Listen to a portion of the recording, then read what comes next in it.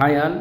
So మీకు ఈ వీడియోలో ఫుల్ సిరీస్లో మనకి శ్రీలంక ట్రిప్ గురించి ఫుల్ డీటెయిల్స్ షేర్ చేస్తాను అండి. ప్రజెంట్ మనం చూస్తుంది విజయవాడ నుంచి చెన్నై వెళ్ళారు బస్సు వెళ్ళేసరికి నెల్లూరు దగ్గర మనకి సువర్ణముఖి అని ఒక బెస్ట్ రెస్టారెంట్ ఉందండి. ఇదొసరికి చాలా ఫేమస్ అనమాట బిర్యానీకి. సో మనం ఇక్కడ ఆగి డిన్నర్ చేసి మళ్ళీ స్టార్ట్ అయ్యామన్నమాట. మీరు చూడొచ్చు వీడియోలో మా టీంతో మన సన్లాండ్ రియాలిటీ కంపెనీ తరపు నుంచి మన టీంతో వెళ్ళామన్నమాట. సో మనం అలాగే ఇంకా చెన్నై ఎయిర్పోర్ట్కి వచ్చేసామండి. మీరు వీడియోలో చూడొచ్చు అనమాట. సో చెన్నై ఎయిర్పోర్ట్ వచ్చేసరికి చాలా బ్యూటిఫుల్గా డెవలప్ చేశారండి. మనకి ఇక్కడ T1 అండ్ T2 అంటే T1 వచ్చేసరికి డొమెస్టిక్ అండ్ లోకల్లో తిరిగే ఫ్లైట్స్ వెళ్ళే ప్లాట్ఫామ్ అనమాట. అలాగే T2 వచ్చేసరికి ఇంటర్నేషనల్ మనకు వచ్చేసరికి. సో మీరు చూడొచ్చు వీడియోలో మా టీంని కూడా సన్లాండ్ రియాలిటీ తరపు నుంచి. సో చిన్నగా లోపలికి వెళ్తున్నామండి. మనకి luggage checking and bag checkings ఉంటాయి కాబట్టి.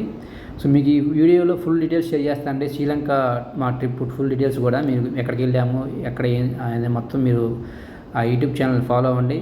సో అలాగే సబ్స్క్రైబ్ చేసుకోండి, ఎందుకంటే మనకి కంటిన్యూస్గా పార్ట్స్ వైజ్ సిరీస్ వస్తూ ఉంటుంది యూట్యూబ్ ఛానల్లో. కంపల్సరీ సబ్స్క్రైబ్ చేసుకోండి ఎవరీవన్ అండ్ ఫాలోఅప్ చేయండి మన యూట్యూబ్ ఛానల్ని. ఇప్పుడు మీరు చూస్తుంది చెన్నై ఇంటర్నేషనల్ ఎయిర్పోర్ట్ అండి. చూడండి ఎంత బ్యూటిఫుల్గా డెవలప్ చేశారు. సో మాకు వచ్చేసరికి ఫ్లైట్ వచ్చేసరికి నైట్ 12 o'clock ఉందండి మనకు వచ్చేసరికి ఫ్లైటు. మేము ఒక 2 hours ముందే మనకి ఇంటర్నేషనల్ ఎయిర్పోర్ట్స్ అంటే కంపల్సరీగా ఒక 3 hours ముందే మనం ఉండాల్సి వస్తుంది.